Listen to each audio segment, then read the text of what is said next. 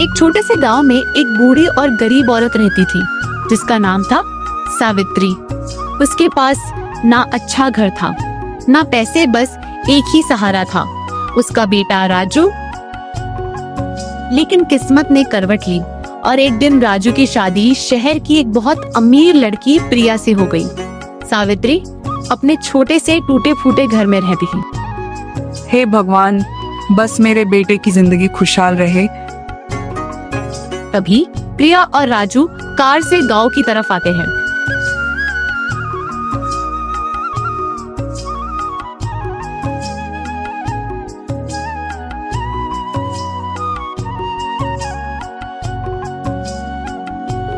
माँ, मैंने शादी कर ली। सच में बेटा, क्या ये मेरी बहू है? राजू, क्या ये तुम्हारा घर है इतना टूटा फूटा? प्रिया को सावित्री का गरीबी भरा घर बिल्कुल पसंद नहीं आया। राजू, मैं यहाँ नहीं रह सकती, ये जगह बहुत गंदी है। लेकिन प्रिया, ये मेरी माँ का घर है। तो ठीक है, या तो तुम मुझे चुनो या तो तुम्हारी ये बूढ़ी माँ और ये तुम्हारा टूटा फूटा घर चुनो। ठीक है, जाओ तुम दोनों शहर में रहो और खुश रहो। राजू मजबूर था और वो प्रिया के साथ शहर चला गया। शहर में प्रिया का बड़ा बंगला था, नौकर चाकर थे, पैसा था, बड़ी बड़ी गाड़ियां थी। इस घर में सब कुछ परफेक्ट होना चाहिए।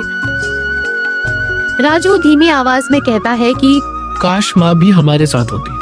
तो प्रिया गुस्से से कहती है कि मुझे बूढ़े लोगों का झंझट नहीं चाहिए। एक साल बाद अचानक प्रिया बहुत ज्यादा बीमार पड़ गई। तो राजू प्रिया से कहता है कि डॉक्टर ने कहा है कि तुम्हें देखभाल की जरूरत है। तो प्रिया राजू से कहती है कि नौकर चाकर है ना, वो मेरी देखभाल कर लेंगे। तो राजू प्रिया से कहता है कि लेकिन नौकर सिर्फ काम करते हैं, दिल से देखभाल नहीं।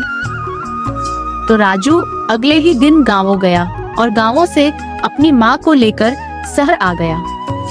सावित्री गांव से आते ही अपनी बहू को खुश होकर बोली, बहू, अब मैं आ गई हूँ, तुम अब किसी भी चीज की चिंता मत करो, मैं तुम्हारी सेवा करूंगी। प्रिया बीमारी के कारण बहुत ज्यादा कमजोर हो गई थी और उसने अपनी सास से कहा, अरे सासू माँ, आप यहाँ।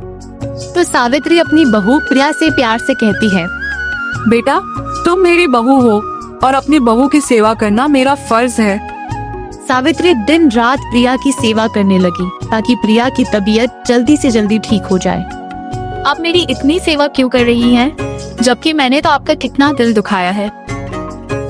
एक माँ अपने बच्चों से कुछ नहीं चाहती, बस वो एक चीज चाहती है कि उसके बच्चे खुश रहें। प्रिया को अपनी गलती का एहसास हुआ और उसने रोते हुए सावित्री से हाथ जोड़कर माफी मांगी और कहा कि माँ, मुझे माफ कर दीजिए, मैंने आपको बहुत दुख दिया। कोई बात नहीं बेटा, अब सब ठीक है, हमारा परिवार अब पूरा हो गया और अब मैं कहीं नहीं जाऊंगी तुम लोगों को छोड़ के।